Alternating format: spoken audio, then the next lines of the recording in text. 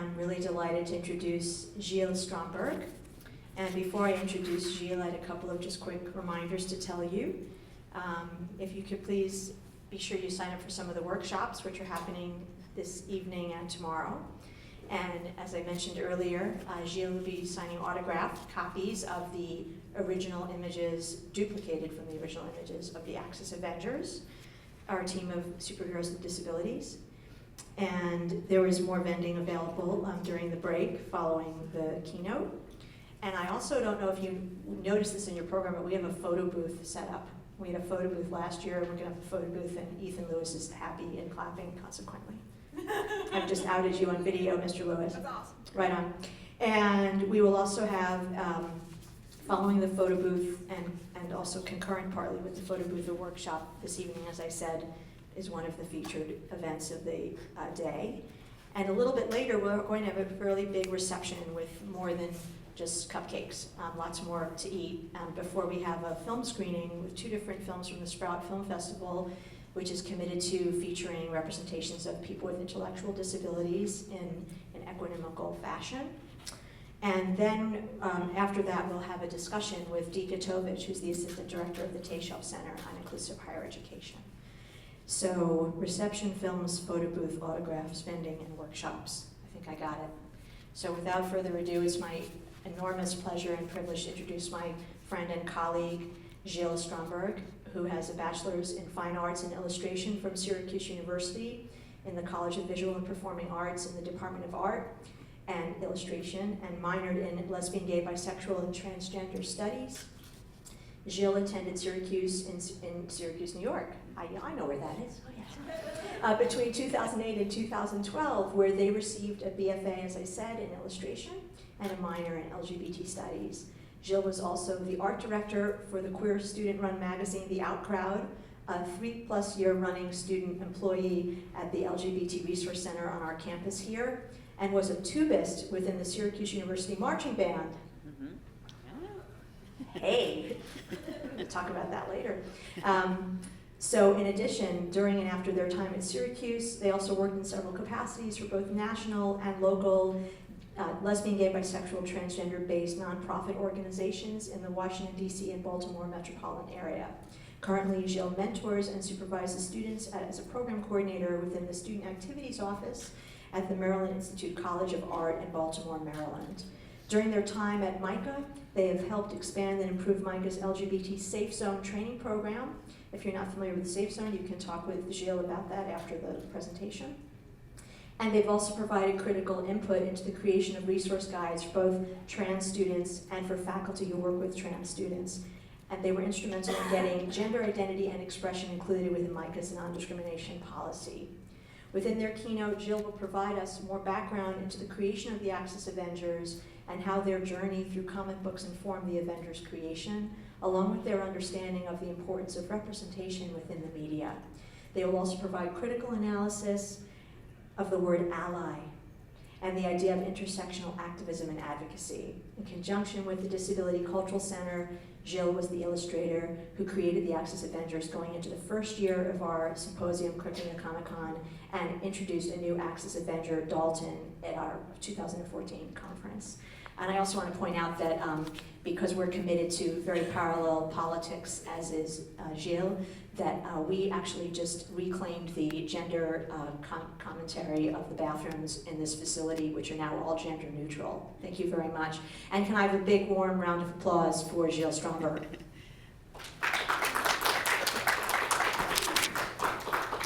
Thank you, Diane.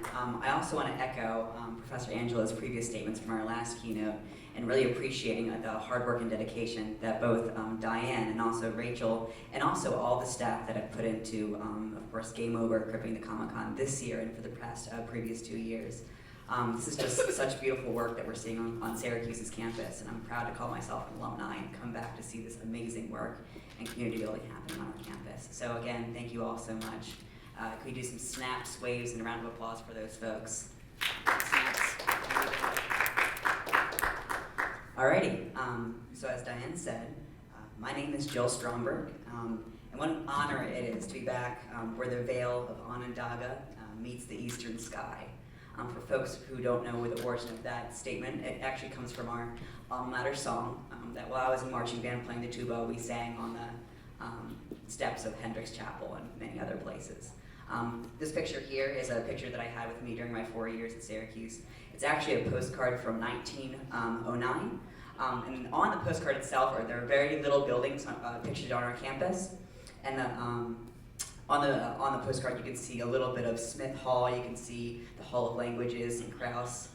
Also you can see some of the buildings that you can imagine some of the students and faculty were living in 1909. I know for me, I could be like, oh my God, my friend lived in that one. So it's just like kind of a trippy moment. So I met Diane Weiner in the winter of 2011 when I was still a work study at the LGBT Resource Center over on Ostrom Avenue. You can see here, this is a picture of me in the winter of 2011 with also the other staff who were at the LGBT Resource Center. Chase looks so young. I know, I know a whole bunch of these folks and I've seen how they've grown over the past couple of years. It's really great to kind of do a throwback. Reflecting on that time, however, I'm the first person to recognize that I, as a student, had an absolute disconnect with our disability resources and community on our campus. Every week during my LGBT studies classes, I was privy to readings and discussions about intersectionality and solidarity. And I was reading and engaging with others about communities that have been working in tandem to create a more equitable and just world. Some of the examples that I'm calling attention to in our PowerPoint today are some of the actions of ADAPT and ACT UP in the late 80s and early 90s. Two pictures that I'm choosing to show today is a picture where we see a group of ADAPT activists protesting for the accessible transportation in Philadelphia in 1990. We have a picture that is taken by Tom Olin. And then there's a cardboard protest sign on the back of a wheelchair that says, I can't even get to the back of the bus. So some of these kind of radical images that kind of harken some of these intense radical movements from those times. Another picture I have is a picture of a protest that happened in San Francisco through ACT UP, which was a HIV/AIDS activist movement that was calling attention to the disparities that the FDA and the government was providing to access to healthcare for folks who have HIV and AIDS. And it's a picture of a die-in. So you see about 100 folks laying on the ground in protest for accessibility to healthcare through ACT UP. So as I was introduced to the Disability Cultural Center, I was seeing Diane and her staff take a proactive approach to these concepts of intersectionality and solidarity on our campus. My classroom learnings enabled me to see the larger importance and significance of this cultural shift and the importance of engaging with everyone at Syracuse that was elevating oppressed students. I yearned to be more integrated into that tangible progress that the Disability Cultural Center was a part of. This is why, when I was asked by Diane and Rachel to formulate an elite team of superheroes who help their communities and the world to be a more accessible and just place, I jumped at the opportunity. We had long phone conversations that had us build consensus that the Axis Avengers and the work that Diane, Rachel, and I were doing in their creation were a way that Syracuse could lead the charge in undermining stereotypical images in comics of disability, sexuality, class, size, gender, and race.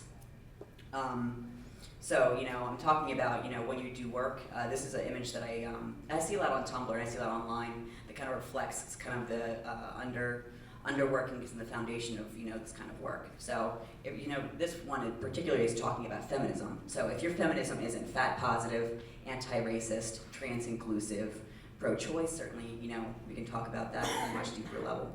Challenging ableism and against classism, then who is it even for?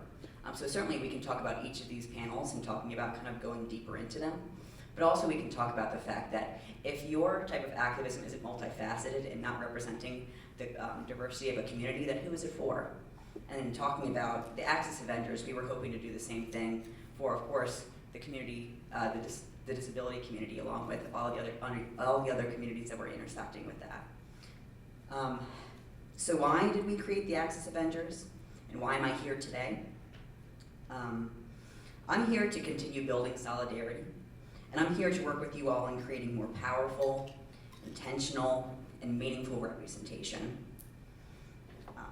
I'm here to work with everyone to build more representation that can elevate and celebrate those with disabilities and all of those who intersect and bisect within that community. I'm also here to listen and to learn. Hold on a second, button work. Oh, there we go. Okay. Standing here today, I'm in a place of privilege and ignorance as someone who is able to navigate the world with relative ease, provided the abilities, both physical and mental, I possess, which, to be frank, makes it difficult to stand up here when I know that the elevation of my voice inherently is the diminishing of other valuable voices that could be elevated within Shine during this conference. So I talk about that, and knowing that being, even before I stood up here, I was privy to the keynote that Professor Angela was up here discussing and talking about. I just learned so much from that presentation, and every day we're learning more and more. And now I'm standing up here knowing that, I'm a lifelong learner, and knowing that every day we're learning a little bit more. And also, this is a quote that we actually, one of the activities and workshops we have tomorrow actually kind of brings this up, that your fave is problematic, right? So this quote I took from a Tumblr user, and I'll explain it, saying it says, "None of your faves are unproblematic. None of your friends or family are unproblematic. You are not unproblematic. There is literally no point during the process of learning about social justice type stuff and unlearning internalized, pardon my French, BS, and dismantling power systems at which you magically become enlightened and unproblematic. It doesn't exist. There is no tangible finish line. There's only endless, arduous work. And it's hard, but it needs to be done."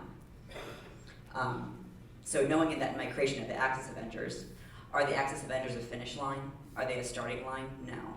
But they're a part of this process of going to equity and justice and equality.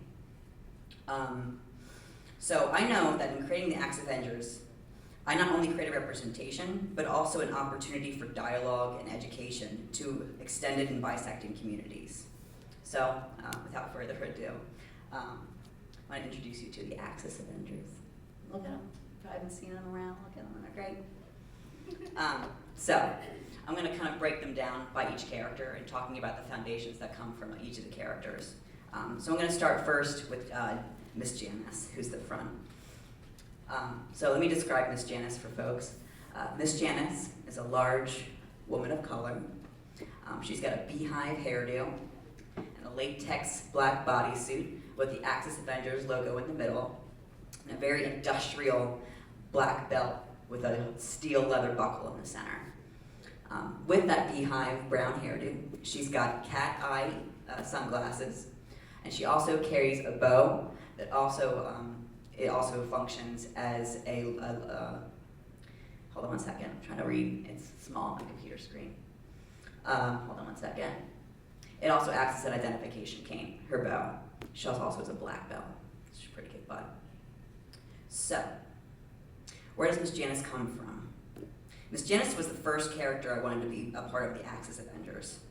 I thought that a strong mentor and leader for the group would shape the rest, and I'm so happy that Janice came into my vision. Janice was shaped largely by 3 women who, at the time of the Access Avengers creation, were shaping my world. The first was Miss Janice Page, who was a woman I worked with at MICA. She is where Miss Janice's name comes from, and you can see her here on the screen to the top right.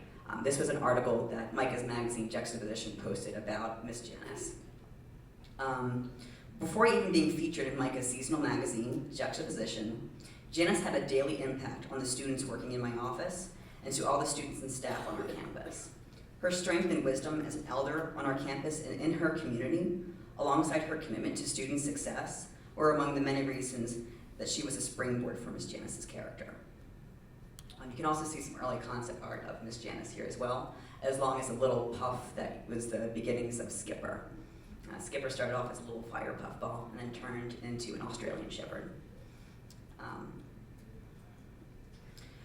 Another woman Miss Janice is based off of is Monica Stevens, a prominent and very active member and activist in Baltimore for the transgender community. I had the pleasure of working with Monica during my time being a volunteer and board member at the GLCCB, which is the Gay, Lesbian, Bisexual, and Transgender Community Center of Baltimore and Central Maryland. Her tireless commitment to the trans community in Baltimore and her continued mentorship to young trans women of color was something I wanted to see in the Axis Avengers. I wanted to see that energy, I wanted to see that investment, and I wanted to see that commitment, and that is in Janice. Not only are these elements in her heroism for the world, but also in her mentorship to Alexis and the other Axis Avengers. The last woman that Miss Janice is based off of is Clara Brown, one of the supervisors and chefs that I worked for during my time at the Ernie Davis Dining Hall down the road. A lot of chefs at Ernie Davis were, and I'm sure still are, very nice and committed to their work and the success and functioning of the kitchen. However, Clara went above and beyond in such an earnest way. She made sure that the students who were working at Ernie Davis were happy when they came into work, and she brought laughter and a sense of humor to even some of the most sticky situations. That essence of support, mentorship, hard work, and humor is in Janice. So that's some of the groundwork in Miss Janice. Now we're going to talk about Alexis. One second. There we go. All right. So here's Alexis. Let me describe Alexis to you in the best way I can. So Alexis is standing here in a full-body gray latex suit, wearing pink up to the center of a little past the wrist gloves.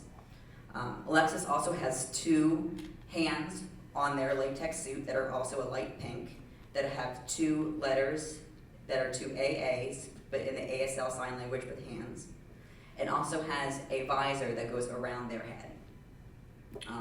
Alexis is a young person of color and also has a buzzed head. Alrighty, so that's a description of Alexis. So Alexis is the youngest member of the Axis Avengers. I gave Alexis a lot of that fresh, vibrant, and exuberant energy that I see in students on every campus that I've engaged with. So let me show you a couple of pictures. One of those pictures is a recent action that took place at MICA, which is the Maryland Institute College of Art, my current campus, where members of the Black Student Union formulated a letter of demands and recommendations which culminated in a plethora of progressive changes and insightful dialogue, which has been spearheaded and supported by our new and current president, President Samuel Hoy.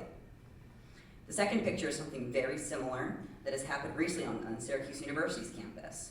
The actions and movement brought on by the general body, which undertook a very similar process, has helped usher in some great results and dialogue and changes to Syracuse's campus. Alexis, much like these students pictured, is full of new concepts, ideas, and a drive for radical change. They are inspired by the beauty of possibility, but are also inspired to change the disparities that are reflecting the ugliness and depravities of the injustice uncovered every day. The start of Alexis's journey, is not complete without a good helping of wanderlust and innocence, but it also has a bit of heartbreak and growth, certainly in learning about these disparities and injustices as a young person. So you can see in the third picture is a picture of myself, fresh out of Syracuse. A fresh, vibrant, and exuberant activist, fresh out of Syracuse, energized by my colleagues and mentors that gave me a foundation to thrive from. You can see on that picture, I was actually at Washington, D.C.'s Pride that summer after I graduated. And, for folks who don't know C.C. McDonald was a trans woman who was incarcerated for defending themselves against a neo-Nazi who was threatening their life outside of a bar. They were incarcerated for defending themselves. So fortunately right now, as I'm talking to you, C.C. McDonald is currently out of prison. But also at the time, Leslie Feinberg, a transgender activist, and also who has certain connections here on our campus to Minnie Bruce Pratt, a current faculty member, was advocating for the release and justice for C.C. McDonald, and was also in legal trouble for some nonviolent activist movements to advocate for her release. So I was advocating for C.C. and for Leslie in Washington.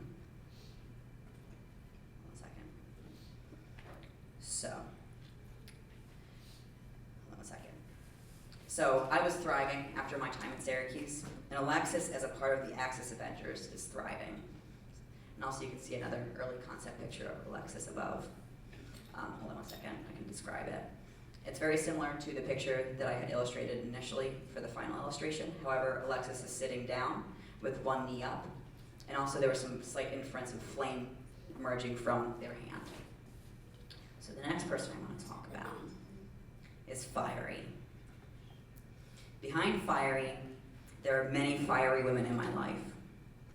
I wanted to make sure I added a woman into the mix in the Axis Avengers that had a STEM background, when I talk about STEM, I talk about science, technology, engineering, and math.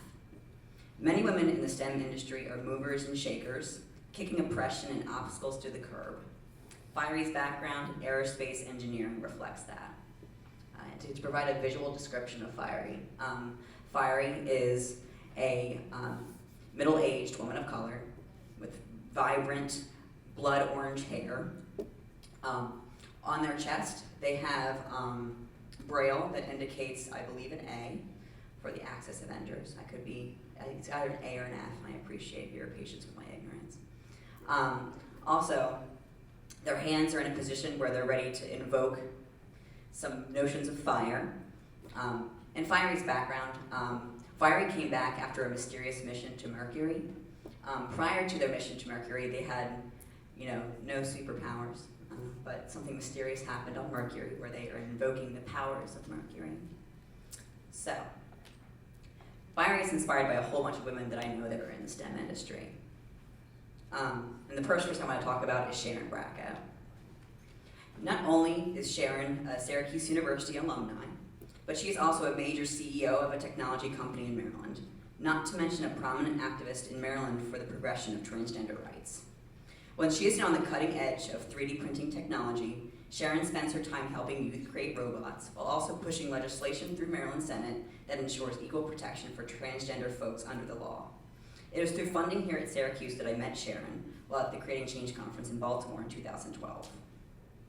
Also pictured above are a myriad of women that I've had the pleasure of seeing every year when I attend ACAMP, an annual queer women's camp held in California by Autostraddle, which they proclaim themselves as an independently owned online magazine for women who are lesbian, bisexual, or otherwise inclined.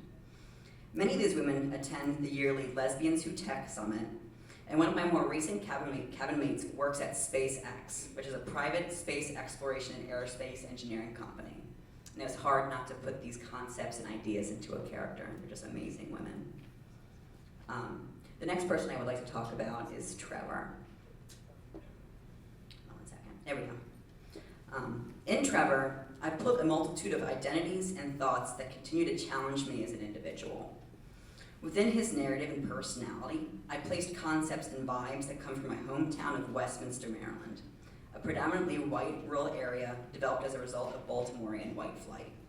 So I've given Trevor a lot of weight to carry. Before he came into the Axis Avengers, Trevor never really met anyone that didn't look or feel the same way he did about the world. He has a lot of opinions and thoughts that may not always reflect the entirety of the Axis Avengers' personal feelings. But he has grown tremendously throughout his tenure and has also found major points of agreement and unity with his colleagues within the Axis Avengers. In that way, Trevor represents, at least to me, the harder parts of solidarity, diversity, and activism. In order to create change, you need to find common grounds with many different kinds of people. And a lot of times, it's not comfortable or easy work. It's the hard, nitty-gritty work that requires that painful kind of growth. I know in my own experience, I feel like I haven't been able to connect with people like Trevor, but I know that he is a valuable and irreplaceable part of the Axis Avengers. In his creation, I celebrated him and the people that he represents. And to describe Trevor Freewall, Trevor has got, this is the only way I can describe this haircut. He's got a duck butt hairdo, so he's got this wax in the front that kind of brings it to a duck butt, and it's bleach blonde hair. He kind of looks like Anderson Cooper. That was completely unintentional. He's got some buff shoulders. He is in a athletic wheelchair, the one that has the one wheel in the front, the two angled wheels in the back, and it just goes whoosh.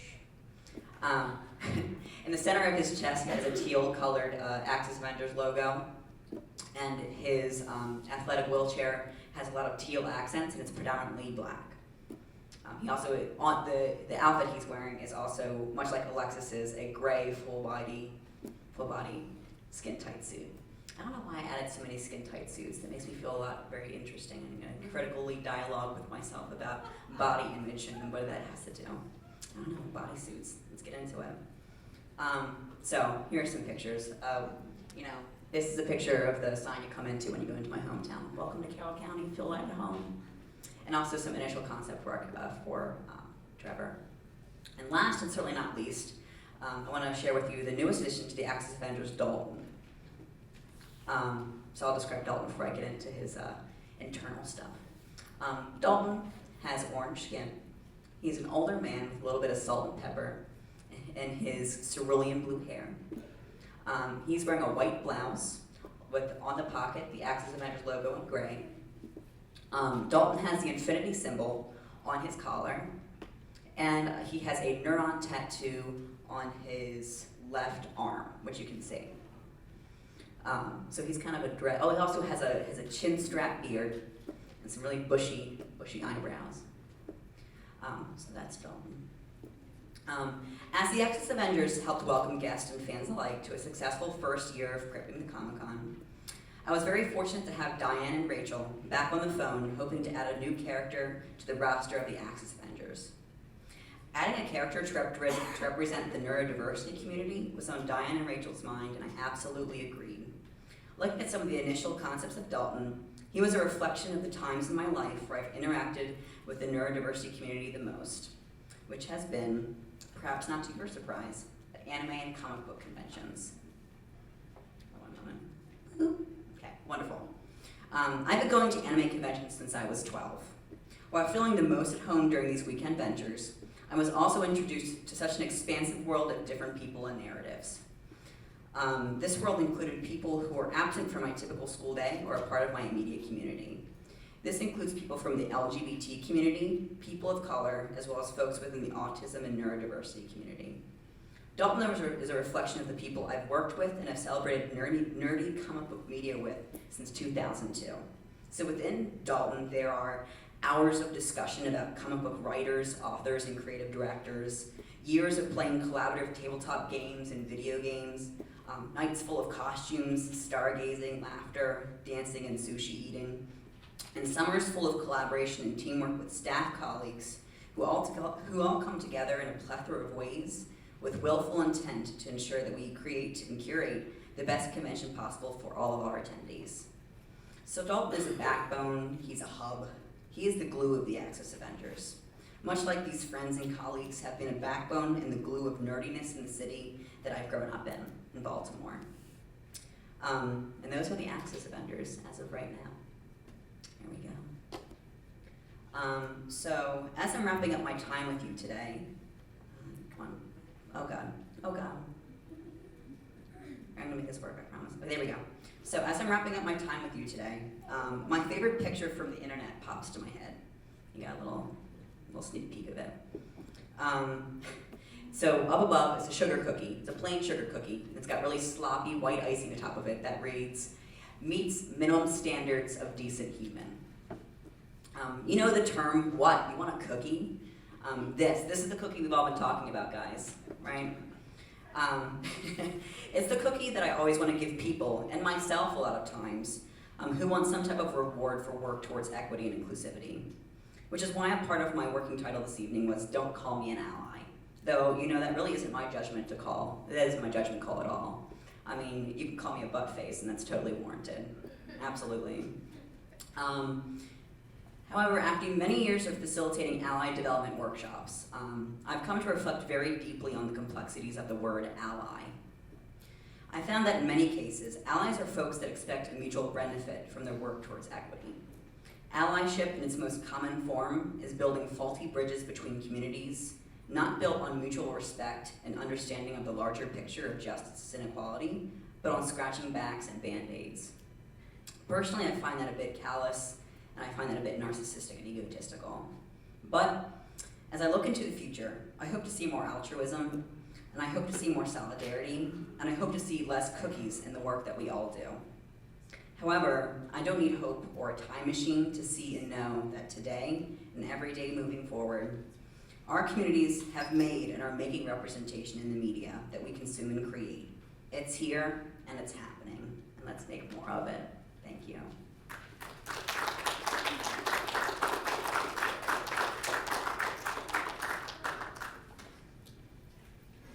Go back to a picture of the Axis Avengers. So do we have a second microphone? Perfect. Thank you so much. So I'm just going to make one. So we have a few moments moments here, and then there'll be a break, and the next workshop, the workshop is starting at 5:45, and the film is starting at 7, if I remember correctly. No, 7:30. Yes, the film screening starts at 7:30, but the reception starts at 7. So I'll repeat that. I only have so many hands. Or an octopus, I'd be more functional. Drop the bottle. So we're going to take a few moments for questions here, and then we'll have exhibiting, and then the photo booth at the same time. Steven Singer's workshops at 5:45, and then we'll have some food at 7, and the screenings at 7:30. So just want you to kind of track all that with me. It's also, of course, in your program. But I think we should take a few minutes to really, again, have an enormous round of applause in whatever form you want. I started to weep. I'm going to stand over there and block the card. I started to weep while you were presenting those remarks, even though I read them and knew about them in advance. I really was sitting there crying because I'm so grateful to you, honestly, really. So if anyone has any questions, Claudia, I want to thank Claudia Chen from the Disability Cultural Center staff team for helping with mic running. So any questions for the progenitor of the Access Avengers? Can we talk about Skipper? Because Skipper's my absolute favorite, and Skipper makes me have all kinds of warm and fuzzies. Oh, goodness. So, you know, I didn't even have a slide for Skipper, but I absolutely decides he deserves a slide of his very own. He time traveled with Janice. So Janice had him in the 60s back there, and she was kicking butt and taking names in the 60s, and Skipper just came along for the ride. And you guys have seen The Incredibles, right? Where the baby, like, no one knows that the baby has superpowers, and then, like, oh my god, it caught on fire, the baby's on fire. Skipper's that baby from The Incredibles. So we're gonna figure out, like, Skipper has unlimited, he perhaps is even the most powerful person in the Access Avengers. Maybe Skipper can fight for disabled animals. Oh, stop it. Like, Oh my make friends goodness. with, like, Grumpy Cat, Little Bob. She was second. Oh, absolutely. So, as I was saying, you know, we were talking about the fact that Skipper traveled back in time. I meant Oh. if they're not speaking in microphone, the cart rider can't hear Ethan's comments from the audience, so could you Oh. repeat Ethan's comments? Thank you. I had just said that Skipper could go back in time now and fight for animal rights, and especially the rights of disabled animals, and maybe, I don't know, meet Grumpy Cat and Little Bub. Absolutely, yes. Thank you for sharing that. Yes, absolutely. Skipper, I think Skipper is certainly. I'm excited to see Skipper grow, because right now Skipper's a bit of a puppy. I want to see kind of a grown Australian Shepherd Skipper.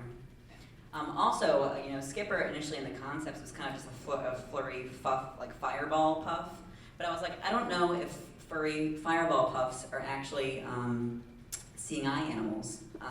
But no, Australian Shepherds are kind of a typical seeing eye animal you do see. But certainly we could add fantasy to that. Here we go, Skipper. Beautiful Skipper.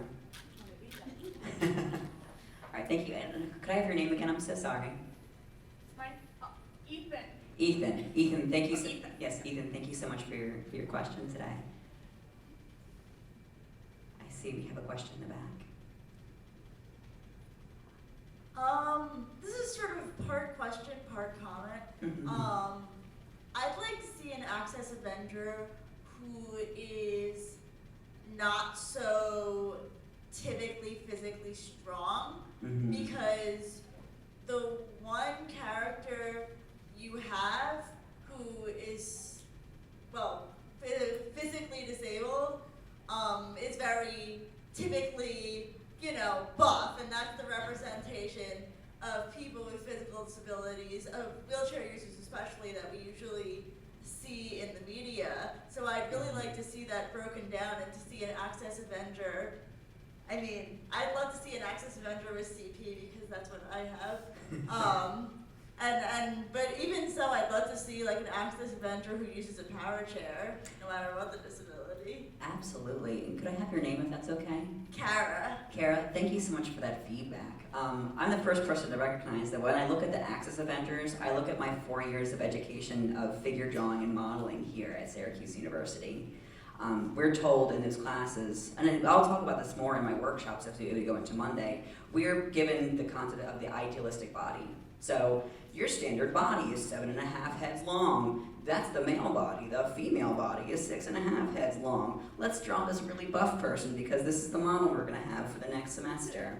So in that, I certainly see that in every one of my Axis Avengers. And as I was saying, also talking about specifically Trevor, yeah, I mean, as I was sitting here listening to Angela's presentation and talking about the workshops tomorrow for creating your own Axis Avenger, the two folks that I had that I want to be creating over the next couple of days are, this past Saturday was National Down Syndrome Awareness. So I really wanted to create a character who has physical and mental disabilities that are visible, unlike you see a lot of the folks here in the Axis Vendors. Another person I wanted to create was someone who did have a power wheelchair and had more of that representation there. So Kara, I'm right there on the same page with you. And I can see these Axis Vendors and I can see so many things that are problematic, but also knowing that I'm the first person to recognize that this is a part of my education, along with education for many folks, like I said, who are in bisecting and intersecting communities. And that's a lot of talk, but it's not a lot of walk. So that's, no pun intended. But thank you for your patience with that. But I hope to see in the next, couple of days, you'll see some sketches and initial concepts that I have for characters who have that visual representation for you. So thank you. So to add on to the comment, so this month is CP Awareness Month. So we definitely need to see, if you're doing it for Down Syndrome Awareness Week, then we definitely need a Axis Avenger for CP. Secondly, they should be palsy skinny and should have a palsy punch or palsy kick. I was gonna say. Where you do not know where the punch or kick is coming from because they do not know. Absolutely. And I was going to clarify that your CP meant cerebral palsy. That's that correct? Yeah. Absolutely. Yeah. God. Can I tell you? Yeah. And the nickname should be Spaz. Hey, I went to my Spaz girl for years. Yeah, I think also just, absolutely. And I also want to be cognizant of the fact that there's a lot of differences that I certainly recognize for when we're creating characters that are in community characters and also out of community characters. So I know, at least, let's say if I'm sitting down and I want to create a character who has cerebral palsy. If I came into this conversation and I wasn't working in tandem with folks who are in the cerebral palsy community, and I came out and said, this person's name is Spazzy, and we don't know where the next punch is going to go. I know for me, I'd be like, this is, just coming from where I am, some of the being like, is this my concept and idea of cerebral palsy? I mean, certainly that kind of gives in a larger discussion and conversation.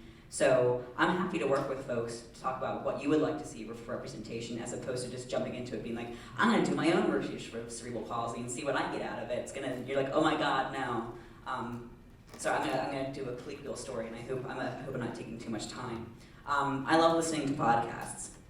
And as a trans person, there was this podcast recently about people who are genderqueer. And of course, the radio podcast host wasn't someone who was genderqueer. And they backed it up. And I was like, as someone who's in the genderqueer community, of course you talk to genderqueer people, but you're just like, these concepts you're coming up with are kind of coming from left field. And I imagine I would not want to do that kind of injustice for someone who's I'm not in the community of.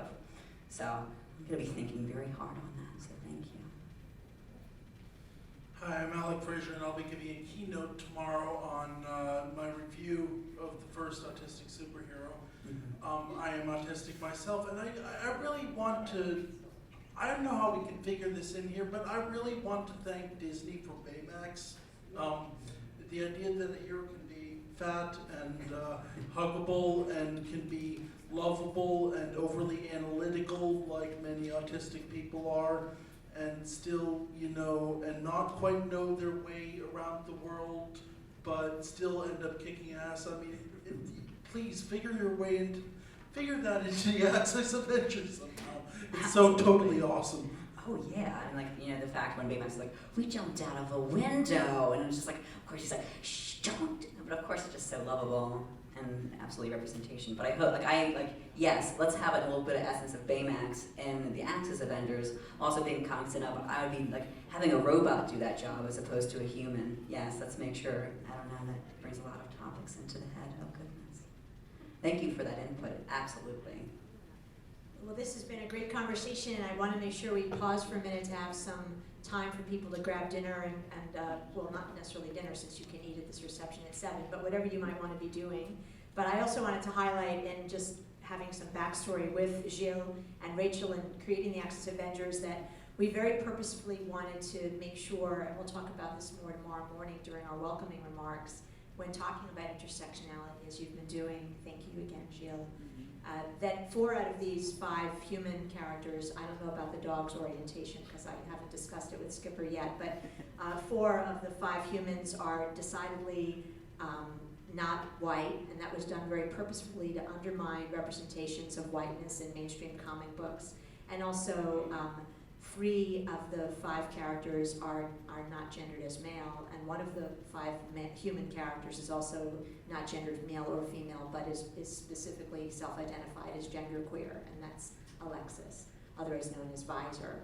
So I think that we wanted to mess with racist and sexist representations in comic books, and also, and I'm saying this not the artist, so if it's defensive, it's on me, that Janice is not, I would say, a decidedly buff or stereotypically figured superhero either, and certainly has some nice curvature there that I'm fond of myself. So just I think that the point you're making is outstanding, and that we really have to make the team even bigger, which is why we're having these 2 workshops tomorrow, so you can join Gilles earlier in the day, solo, with other people participating, of course, but Gilles facilitating, creating your own Access Avenger. And then the second workshop, we're very happy to have one of Gilles' mentors, Department of Illustration faculty member Bob Dacey, who's going to be here with Gilles to coordinate the second workshop. And we have all kinds of art supplies, which are courtesy of the Disability Cultural Center for you to use. So could we have another round of applause for future Dr. Gilles Stromberg, please, now? And we'll see you at the workshop at 5:45. And again, there's a photo booth out there set up now.